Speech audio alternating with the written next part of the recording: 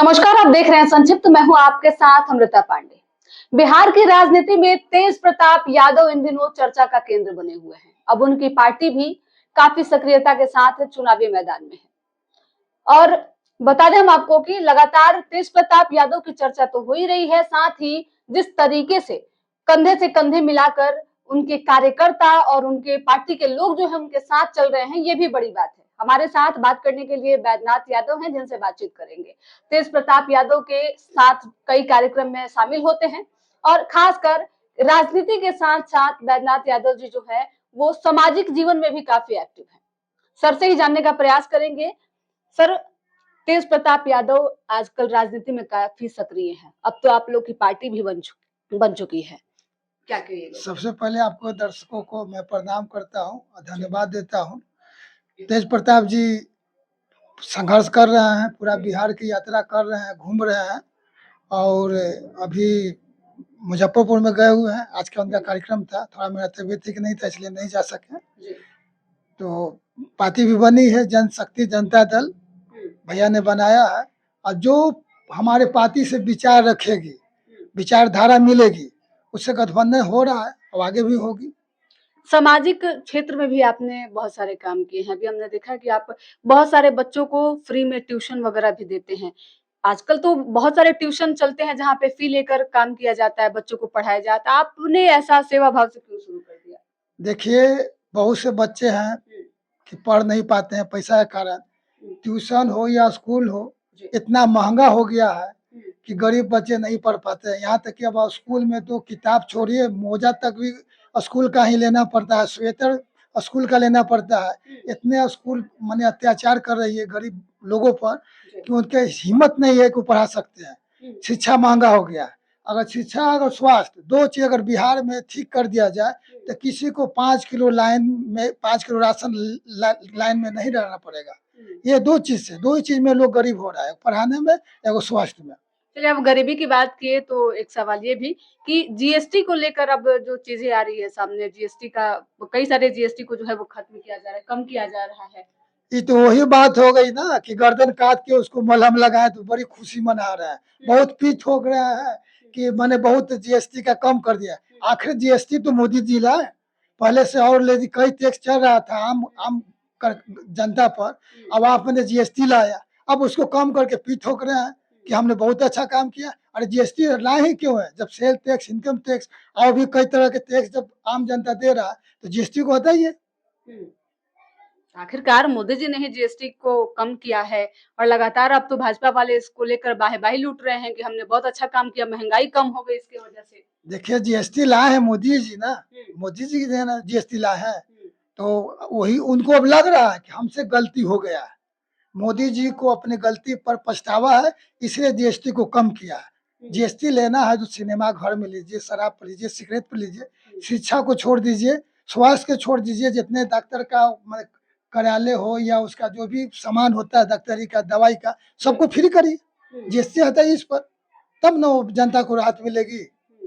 ललन सिंह लगातार स्वतंत्रता सेनानी को लेकर बयान दे रहे हैं, कह रहे हैं कि स्वतंत्रता सेनानी जो लोग उस लड़ाई में भाग नहीं लिए हैं वो भी अपने आप को स्वतंत्रता सेनानी कहते हैं और उस दर्जे में वो लोग नहीं आते हैं। देखिए, ललन सिंह जो है, ये लोग जान रहे हैं कि बिहार से जमीन खसक रहा है तो दिमाग गड़बड़ा गया है, तब स्वतंत्रता सेनानी पे चल गए हैं। आज स्वतंत्रता सेनानी नहीं हो रहते, उनकी कुर्बानी हम लोग के साथ नहीं होती तो देश आजाद नहीं होता। और ललन सिंह शौचालय साफ करते रहते अंग्रेजों का, ये स्वतंत्रता सेनानी का देन है जो देश के लिए बलिदान दिया कि आज हम लोग स्वतंत्र हैं। आज अपनी बात को हम लोग रख रहे हैं यहाँ पर, नहीं तो हम लोग भी अंग्रेजों के गुलामी करते हैं। मोदी जी का दौरा लगातार बिहार में जारी है, पूर्णिया में पहले और अब फिर कई दौरे जो है वो बिहार को लेकर संचालित किए गए हैं। चुनाव जहाँ रहता है मोदी जी वहीं आते हैं। देखिए, मोदी जी के माँ को गाड़ी बका नहीं बका, अभी तक तो वीडियो मैंने भी नहीं देखा, लेकिन बिहार पूरा बंद हुआ। बिहार में कितने नेताओं के साथ मारपीट की गई। गुजरात क्यों नहीं बंद हुआ? क्योंकि वहाँ फटकरी चल रहा है, वहाँ की कमाई हो। बिहार के लोग बेवकूफ बना रहा है कि बिहार बंद करो, भूखा हम लोग पहले ही से है, भूखा सब नंगा कर दो। बिहार बंद किया गया ना, गुजरात क्यों नहीं बंद किया गया भाई? मोदी जी वहाँ के हैं, उनकी माँ भी वहाँ की है, गुजरात नहीं बंद किया गया, अब बिहार को बंद किया। चुनाव बिहार में है ना। इसलिए तो यहाँ सब कुछ होता है, यहाँ आके रोएंगे गाएंगे, ये इतना 100 इतना करोड़, लेकिन आदमी को लाइन में 5 किलो के राशन में ही रहना है। तेज प्रताप यादव पे फिर आते हैं। लगातार बिहार में सक्रिय हैं और बीते दिनों राघोपुर पहुंचे हुए थे, जहां से तेजस्वी यादव विधायक हैं। लोगों को राहत सामग्री देते दिखे थे, क्या कहिएगा? देखिए तेज प्रताप भैया जहाँ भी लोग बाढ़ हो, जहाँ जवनिया गांव गए थे, पूरा गांव कट गया था, उसके बाद राघोपुर भी गए हैं। राघोपुर के बहुत से महिलाएं बच्चे भूखे प्यासे 12 बजे रात के तेज प्रताप जी के यहाँ परसों पहुंचा था, और तेज प्रताप जी ने सभी के लिए खाना पानी और आर्थिक रूप से मदद की। आखिर वे लोग भूखे प्यासे कई लोगों के दरवाजे पर गए, किसी नेता ने गेट खोलकर नहीं उसको एंट्री किया, हालचाल नहीं पूछा। कम से कम तेज प्रताप जी 12 बजे 24 घंटा जनता के लिए रहते हैं और जनता के लिए काम करते हैं, सेवा अर्पण करते हैं। जिस प्रकार लालू जी हमेशा गरीबों की मदद करते थे और सेवा करते थे, तेज प्रताप जी भी उसी गुण में है और सभी उसी प्रकार से सब काम कर रहे हैं। दूसरा लालू है तेज प्रताप जी। तेज प्रताप यादव जी दूसरे लालू हैं। हाँ, दूसरा लालू है तेज प्रताप जी, क्योंकि तेज प्रताप जी में लालू जी के सारे गुण मिलता है। अच्छा, तेज प्रताप यादव के साथ आप लोग कंधा से कंधा मिलाकर काम कर रहे हैं, संघर्ष के साथ ही एक तरह से कहिए आप लोग बने हुए हैं। तो क्या लगता है बैद्यनाथ यादव भी किसी विधानसभा सीट से इस बार चुनाव लड़ेंगे और तेज प्रताप को मजबूत करेंगे? देखिए चुनाव लड़ना न लड़ना पार्टी तय करती है। अगर तेज प्रताप जी को लगेगा कि बैद्यनाथ जी को चुनाव लड़ाया जाए तो मैं लड़ूंगा। वो जो मैं तो सिपाही हूँ, जो सिपाही को कमांडर आदेश देगा हम लोग करेंगे, कहेंगे तो लड़ेंगे, कहेंगे तो नहीं लड़ेंगे। ये कोई लड़ना कोई मायने नहीं रहता है। मेन समाज को सेवा करना है और बिहार को आगे बढ़ाना है। इसमें बखूबी आप काम कर रहे हैं। हाँ, इस पर काम कर रहे हैं। जो भी काम है हम लोग बाढ़ पीड़ित भी जा रहे हैं, जो भी हो यहाँ देख रहे हैं, शिक्षा को भी हम लोग फ्री में पढ़ा रहे हैं। तो हम लोग जानते हैं कि शिक्षा से रोका जाता है गरीबों को। जिस प्रकार एकलव्य को रोका गया था शिक्षा से, इसी प्रकार ये गरीब बच्चों को मैं पढ़ाकर कम से कम एकलव्य दूसरा नहीं पैदा हो बिहार में, इस कोशिश में हम लोग लगे हुए हैं। अच्छा, तेज प्रताप यादव लगातार तेजस्वी के बयानों को जो है वो उसका जवाब दे रहे हैं। कभी वोटर अधिकार यात्रा को लेकर, कभी उनके मरीन ड्राइव पे डांस करने को लेकर, कभी उनके विधानसभा में जाकर राहत सामग्री बांटते हैं।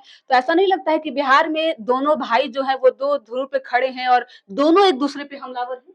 देखिए तेज प्रताप जी बिहार के हर कोने में गए हैं, सिर्फ राघोपुर में नहीं गए हैं, और अपना मेहनत कर रहे हैं। ये नहीं, उनको किसी से लेना देना नहीं है, पार्टी परिवार में नहीं है, तो अपना मेहनत कर रहे हैं, जनता के बीच में जा रहे हैं, अपना वोट बैंक को जगा रहे हैं। तो इसमें किसी को दिक्कत नहीं होनी चाहिए, ना किसी को प्रॉब्लम होना चाहिए। सभी को अधिकार है अपना काम करने का, और सभी को मेहनत करने का अधिकार। वो मेहनत कर रहे हैं तेज प्रताप जी, किसी से उनको कोई लेना देना, वो अपना मेहनत की बदौलत यहाँ पर है। आपकी पार्टी का विजन इस बार क्या है? किस मुद्दे पे आप लोग चुनावी मैदान में उतरेंगे? अंतिम सवाल। सबसे बड़ा है हम लोग का सामाजिक न्याय, और जिसकी बात लालू यादव करते हैं। हाँ, लालू बोले तो कि दूसरा लालू है तेज प्रताप जी। सामाजिक न्याय, धर्मनिरपेक्ष, ये तेज प्रताप जी पहले ही से धर्मनिरपेक्ष एक संस्था बनाए हुए हैं। इनकी सोच दूरगामी है, तो पहले से बनाए हुए हैं। तो आपको पहले ही बोले हैं कि लालू जी का दूसरा रूप है तेज प्रताप यादव जिस तरीके से चुनावी मैदान में एक्टिव हैं, और अब तो उनकी पार्टी भी बन चुकी है, उनके ही साथ संघर्ष में जो है इस समय उनके साथ खड़े हैं बैद्यनाथ यादव, जिनसे बातचीत कर रहे थे। इनका साफ तौर पे कहना है कि इस बार मेहनत कर रहे हैं तेज प्रताप, और ये मेहनत जो है वो जरूर रंग लाएगी। अगर बैद्यनाथ यादव के बारे में बताएं तो ये राजनीति से जुड़े हुए हैं और तेज प्रताप यादव के साथ काम तो कर ही रहे हैं, इसके साथ ही सामाजिक जीवन में भी जुड़े हुए हैं। इनके ऑफिस में कह लीजिए या फिर आवास पे कई सारे छोटे छोटे बच्चे जो आते हैं और आकर यहाँ पे फ्री में शिक्षा ग्रहण करते हैं। सर किसी प्रकार का फीस नहीं लेते हैं, और उद्देश्य एक कि ऐसे बच्चे भी पढ़ें जो आर्थिक रूप से सक्षम नहीं है किताबें या फिर जो स्कूल की सामग्री होती है उसको लेने में। तो ऐसे बच्चों को बैद्यनाथ यादव जी जो है वो फ्री में शिक्षा दे रहे हैं। वीडियो कैसी लगी आपको कमेंट करके अपनी राय जरूर दीजिएगा। साथ ही अच्छी लगे तो वीडियो शेयर करके हमारे यूट्यूब चैनल संचित को सब्सक्राइब कर लीजिएगा। साथ ही फेसबुक पेज को भी फॉलो कर लीजिएगा। धन्यवाद।